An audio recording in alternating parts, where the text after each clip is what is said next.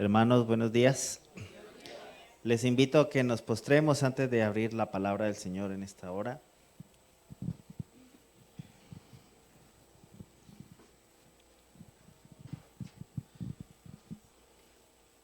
Oremos. Amoroso y buen Padre Celestial, el sol ya ha salido y gracias por ello. Sin duda alguna, tú has derramado bendiciones en abundancia en este evento, en cada una de las personas. Ha habido un reavivamiento. Permítenos llevar a cabo la reforma necesaria. Y Padre, al escuchar tu palabra, esta pequeña meditación en esta hora, tú puedas tocar nuestras mentes, tú puedas tocar nuestros corazones para que podamos ser sensibles a esa palabra y llegar a esos cambios, a esas realidades, Señor. Te lo suplicamos, te lo agradecemos, Señor, en los méritos de tu Hijo amado Cristo Jesús. Amén.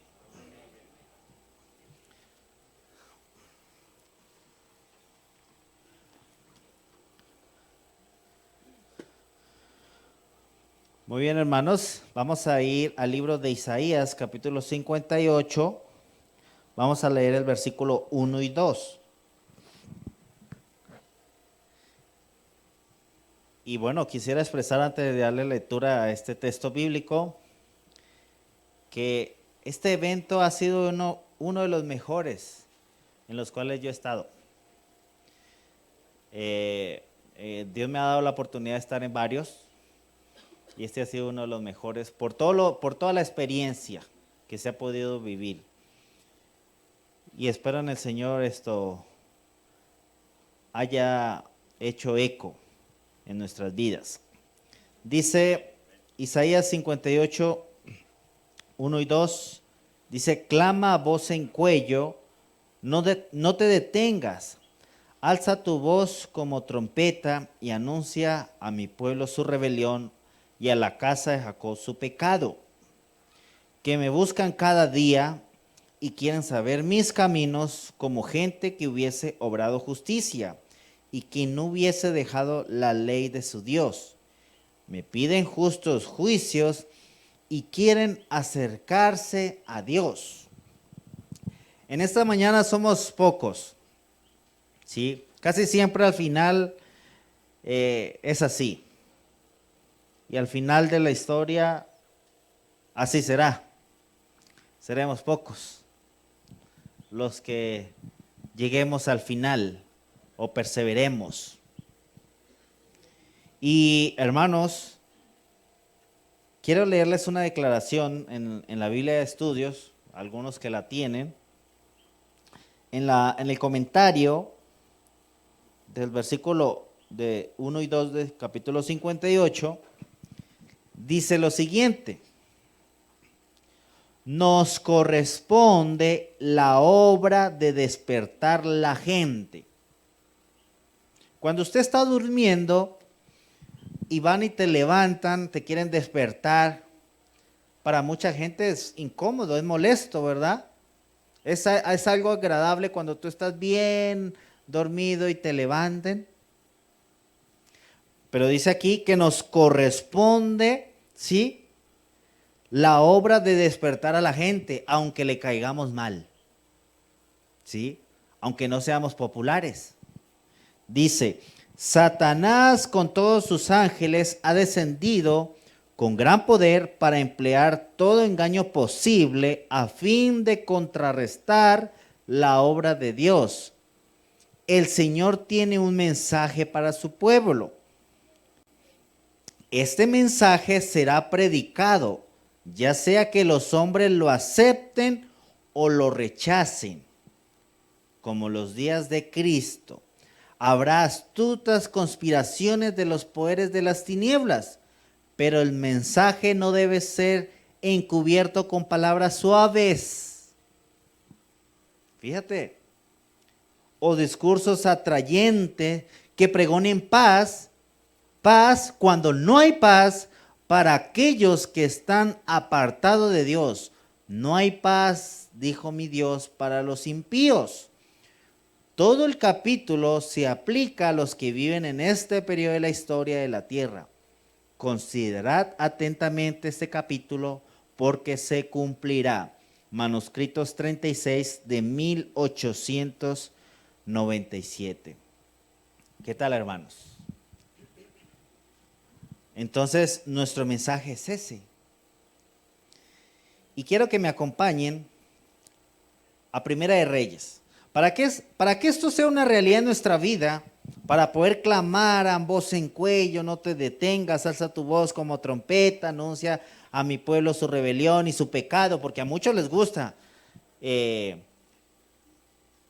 señalar o decir, mira, estás mal aquí, estás mal allá, etcétera. Pero para llegar a esa condición, fíjate cómo tenemos que pasar por una experiencia que tuvo que pasar el profeta Elías, que de hecho muy poco se considera.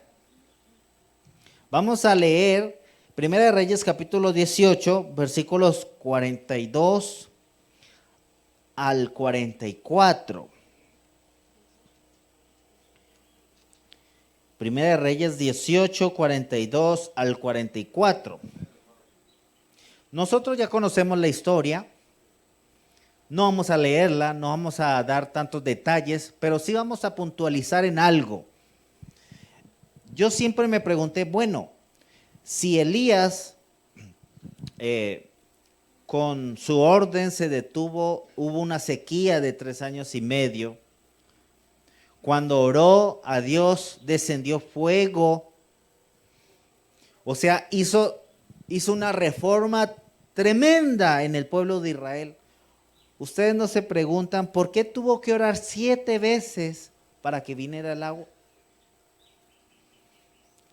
Bueno, a simple y sencilla vista podemos decir o deducir, y el espíritu de profecía así lo corrobora también, de que su fe fue puesta a prueba.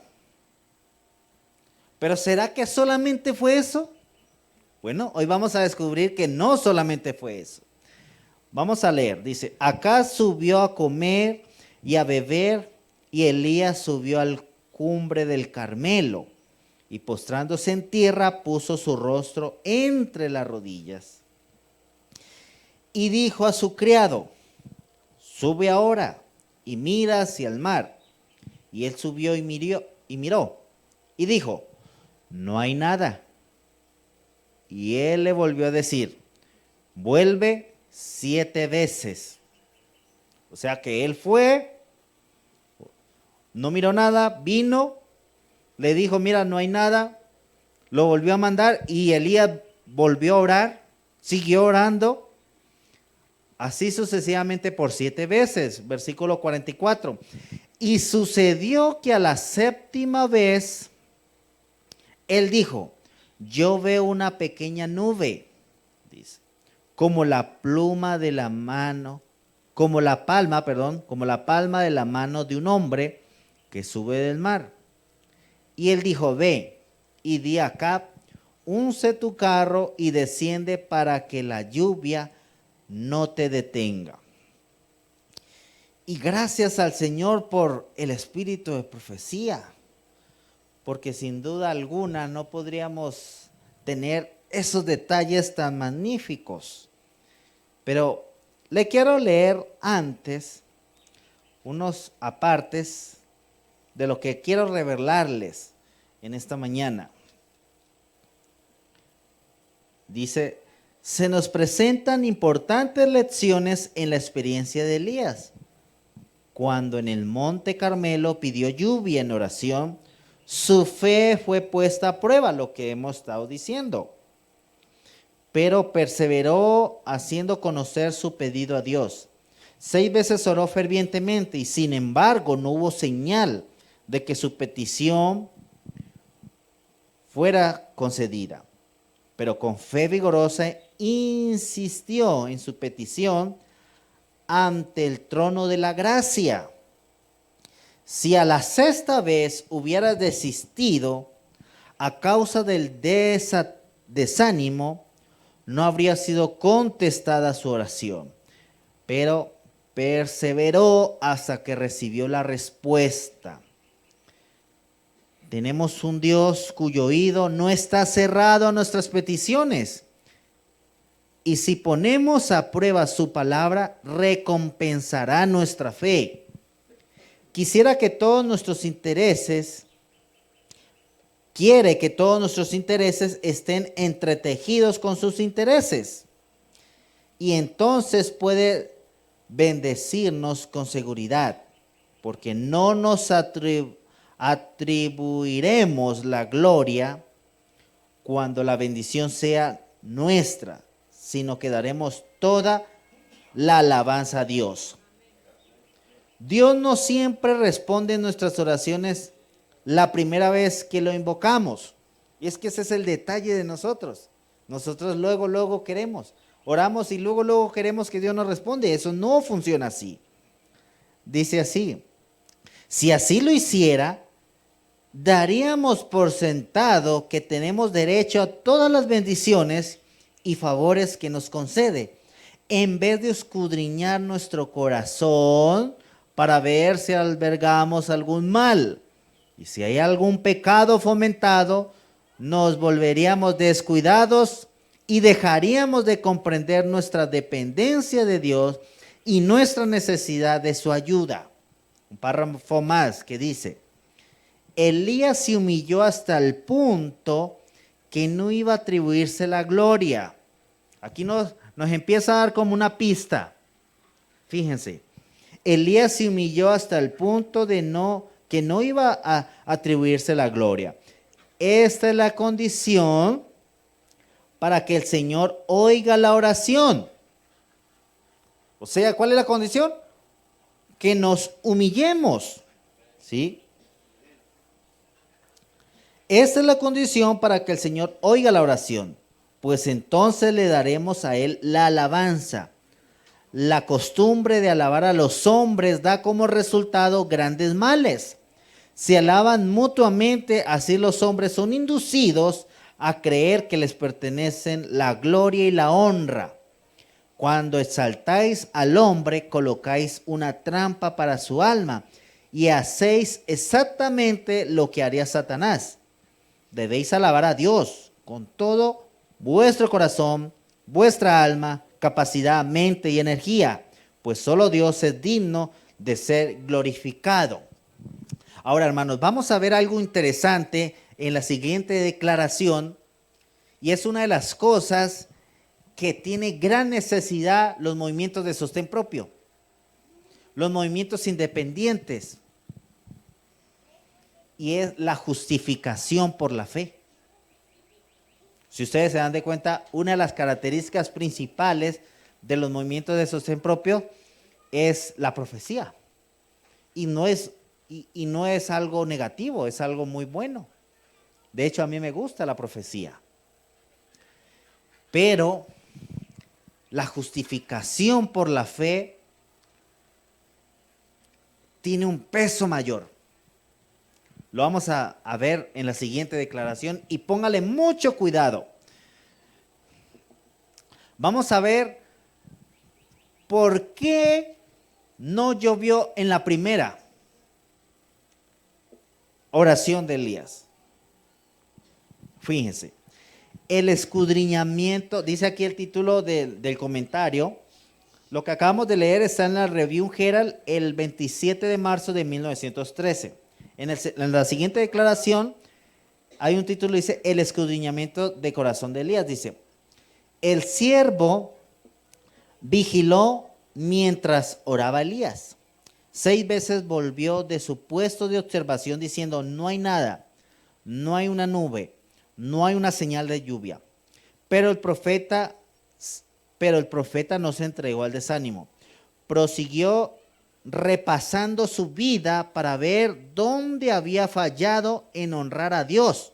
O sea que el profeta entendió que en la primera que Dios no le respondió es porque estaba tratando de escudriñar en dónde había fallado. O sea que si Dios no le había respondido en la primera es porque había fallado en algo. ¿Sí? Imagínate nosotros, hermanos. Sigue diciendo: prosiguió repasando su vida para ver dónde había fallado en honrar a Dios. confesó sus pecados y así continuó afligiendo su alma delante de Dios, mientras vigilaba para ver si había una señal de que su oración había sido contestada. Dice, mientras escudriñaba su corazón, se sentía cada vez más pequeño. Mientras escudriñaba su corazón, se sentía cada vez más pequeño, tanto en su propia estimación como a la vista de Dios. Le parecía que no era nada y que Dios era todo. Y cuando llegó al punto de renunciar al yo, oh, vaya, o sea que el profeta Elías llegó a tener un yo. Por eso Dios no le respondió en la primera oración. Por eso Dios no nos responde las oraciones. Por eso muchas veces nuestra obra es tan limitada. No hay fuerza, no hay poder. ¿Por qué? Porque tenemos un yo y bien puesto. No nos pueden decir nada, porque de una vez nos inflamos.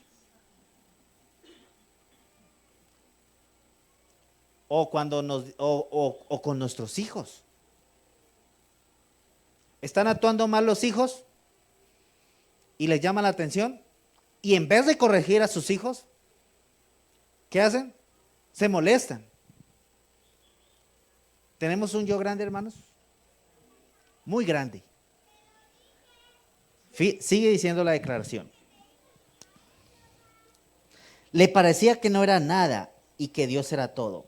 Cuando llegó al punto de renunciar al yo, entre tanto que se aferraba del Salvador como su única fortaleza y justicia, vino la respuesta. Apareció el siervo y dijo, ve una pequeña nube como la palma de la mano de un hombre que sube del mar. Eso está en la Review Herald, el 26 de mayo de 1891. Entonces, mis hermanos, renunciar al yo, esto hace parte de la justificación por la fe. Entonces, mis hermanos, y créanme, esto poco se predica en los movimientos de sostén propio. Y cuando se predica, es mal visto. Y ya no te invitan, porque les parece muy poco. Y bueno, de hecho le platicaba al pastor que me sorprendía que ahora lo han estado invitando más hacia el sur, hacia Chiapas, con temática de familia. Porque desde hace 2 años que lo conocí, que fue en Oaxaca, en el Congreso, pues su énfasis fue, bueno, el énfasis era salir de las ciudades, pero sin duda lo de la familia.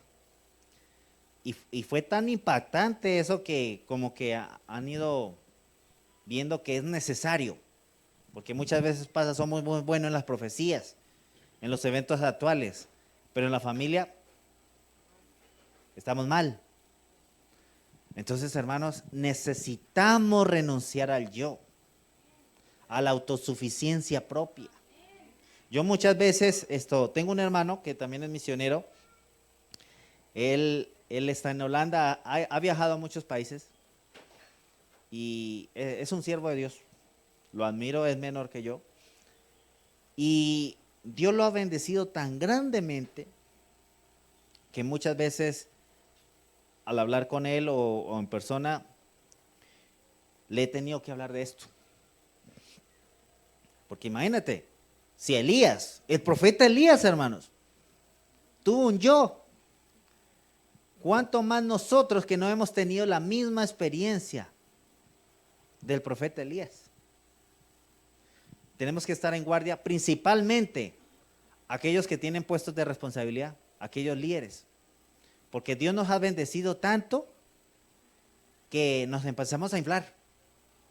Y somos intocables y nadie nos puede decir nada, ni amonestar, ni nada. Entonces, hermanos, necesitamos reflexionar en esto para que hagamos cambios, para que nuestra obra pueda seguir avanzando y ser una realidad. Y sobre todo, aquellos padres, Y cierro con esto. Aquellos padres que sin duda alguna tienen que hacer una obra en sus vidas principalmente, pero también una obra en sus hijos. En cuanto, yo recuerdo, hermanos, yo recuerdo que mi papá me hablaba 3 veces. 1, 2, y si a la tercera no le hacíamos caso, nos ateníamos a las consecuencias. Y a la primera y segunda le obedecíamos. Cuando llegaba a la tercera, como yo acostumbro decir, nos daba chancloterapia. Y agradezco a Dios por eso. ¿Y qué creen? A mi hija también. Cuando se porta mal, la chancloterapia. ¿Es necesario? Lean Proverbios. ¿Qué dice acerca de la disciplina? O de la vara. A mí me sorprende ver a veces unos niños que hacen unos berrinches que Dios mío y Padre nuestro. Y los padres no dicen absolutamente nada. Están creando unos monstruos. Desafortunadamente es así. Es triste, es triste.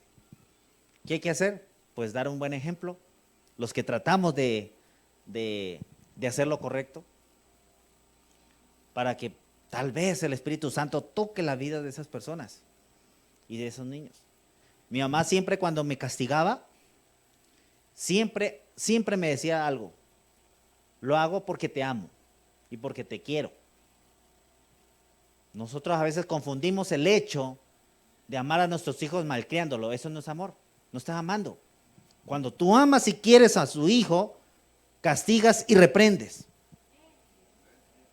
para que se eduque correctamente, para que te obedezcan, etcétera. Hermanos, hay que leer la Biblia y el Espíritu de profecía para eso. Y que el Señor nos ayude porque nos falta mucho, ¿sí? Espero en el Señor que haya sido de bendición esta pequeña temática en esta hora. Estoy a sus servicios para cuando ustedes necesiten. Estaremos sirviendo allá en Puebla donde estamos, pero si el Señor ya no quiere ahí, quiere en otro lado, pues ahí estaremos. Estaremos a sus servicios cuando ustedes gusten, hermanos. Estaremos en contacto con algunos que nos hemos compartido los teléfonos y espero que sea de bendición, ¿sí? Espero que el Señor les ayude y que hayamos podido, este pequeño evento puede ser el último, hermano, la verdad. A cómo están las cosas, está muy difícil. Esperemos que el próximo año haya la oportunidad en este lugar o en otro lugar y avanzar.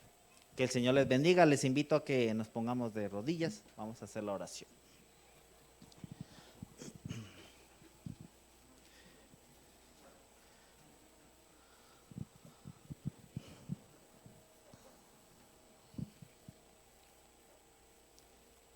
Querido Padre Celestial,